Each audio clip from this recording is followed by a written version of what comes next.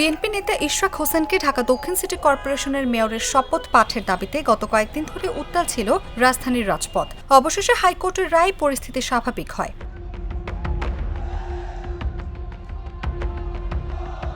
গত 22 April BNP নেতা ইশরাক হোসেনকে মেয়র পদে শপথ পড়াতে বাধা নেই বলে হাইকোর্ট রায় দেয়।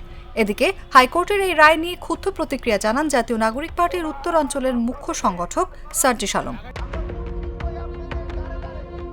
সামাজিক যোগাযোগ মাধ্যম ফেসবুকে তিনি লেখেন, মব তৈরি করে যদি হাইকোর্টের রায় নেওয়া যায় তাহলে এই হাইকোর্টের দরকার কি? এবার হাইকোর্ট নিয়ে বিরূপ মন্তব্য করায় লিগ্যাল নোটিশ পাঠানো হয়েছে এই এনসিপি নেতাকে। শনিবার সুপ্রিম কোর্টের আইনজীবী মোহাম্মদ জসিম-উদ্দিন সার্জিস আলমকে এই লিগ্যাল নোটিশ পাঠিয়েছেন। নোটিশে হাইকোর্ট নিয়ে বিরূপ মন্তব্য করায় লিখিত ও সংবাদ সম্মেলন করে প্রকাশ্যে ক্ষমা চাইতে বলা হয়েছে সার্জিস আলমকে।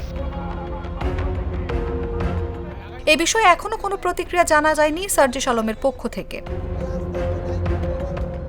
অনুভা বিশ্বাস, জাগো নিউজ।